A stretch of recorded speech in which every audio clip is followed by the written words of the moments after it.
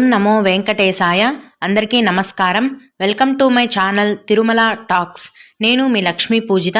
తిరుమల యొక్క డైలీ అప్డేట్స్కి స్వాగతం అండి. తిరుమల దర్శనానికి సంబంధించిన లేటెస్ట్ అప్డేట్స్ కోసం మన ఛానల్ యొక్క టెలిగ్రామ్ గ్రూప్లో జాయిన్ అవ్వగలరు. ఆ గ్రూప్ యొక్క లింక్ అనేది ఈ వీడియో కింద డిస్క్రిప్షన్లో మరియు కామెంట్ బాక్స్లో ఇవ్వటం జరిగింది. ఈరోజు తిరుమలలో భక్తుల యొక్క రద్దీ అనేది నిన్నటి కంటే కొంచెం తగ్గింది, అంటే సాధారణంగానే కొనసాగుతోందండి. ముందుగా నిన్నటి రోజున తిరుమలలో స్వామివారిని మొత్తం 61,499 మంది భక్తులు దర్శించుకున్నారు. అందులో స్వామివారికి 24,789 మంది భక్తులు తలనీలాలను సమర్పించారు. నిన్నటి రోజున తిరుమల శ్రీవారి హుండీ యొక్క ఆదాయం 4,14,00,000 రూపాయలు. ఈరోజు ఎటువంటి దర్శనం టికెట్లు లేకుండా నేరుగా సర్వదర్శనానికే భక్తులను అనుమతిస్తున్నారండి. ఇలా టికెట్ లేకుండా డైరెక్ట్గా వెళ్ళే సర్వదర్శనానికి దాదాపుగా 12 గంటల సమయం అనేది పడుతోంది. అలాగే ప్రతిరోజు తిరుపతిలో ఇచ్చే సర్వదర్శనం టోకెన్లను తీసుకొని దర్శనానికి వెళ్ళే భక్తులకు దర్శనానికి 6 గంటల సమయం అనేది పడుతోంది.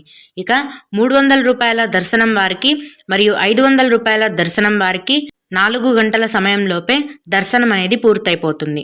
అలాగే తిరుపతిలో లగేజ్ని 2 రోజుల పాటు ఎక్కడైనా పెట్టే అవకాశం ఉందా అని అడిగారండి. తిరుపతిలో శ్రీనివాసం మరియు విష్ణు నివాసం కాంప్లెక్స్లలో ప్రతిరోజు లగేజ్ లాకర్స్ అందుబాటులో ఉంటాయండి. ఆ లగేజ్ లాకర్స్లో మీరు మీ లగేజ్ని పెట్టుకోవచ్చు. అలాగే 2023 డిసెంబర్ నెలలో వచ్చే వైకుంఠ ఏకాదశికి సంబంధించిన వైకుంఠ ద్వార దర్శనం టికెట్లను తిరుపతిలో డిసెంబర్ 22వ తేదీన మధ్యాహ్నం 2 గంటల నుంచి తిరుపతిలో 9 కౌంటర్లలో ఇవ్వబోతున్నారండి. ఎక్కడ ఇవ్వబోతున్నారు అన్న పూర్తి సమాచారంపై మన ఛానల్లో వివరంగా ఒక వీడియో చేయడం జరిగింది. ఆ వీడియో యొక్క లింక్ కూడా ఈ వీడియో కింద డిస్క్రిప్షన్లో మరియు కామెంట్ బాక్స్లో ఇవ్వటం జరిగింది. వైకుంఠ ఏకాదశి రోజున వైకుంఠ ద్వార దర్శనాన్ని చేసుకోవాలనుకునే భక్తులందరూ కూడా ఈ వీడియో కింద కామెంట్ బాక్స్లో ఉన్న వీడియోని చూడగలరు. మీకు దర్శన సమాచారంపై ఈ వీడియో అనేది ఉపయోగపడుతుంది. ఇవి ఇవాల్టి తిరుమల అప్డేట్స్. ఇలాంటి మరిన్ని వీడియోల కోసం నా ఛానల్ని సబ్స్క్రైబ్ చేసుకోండి.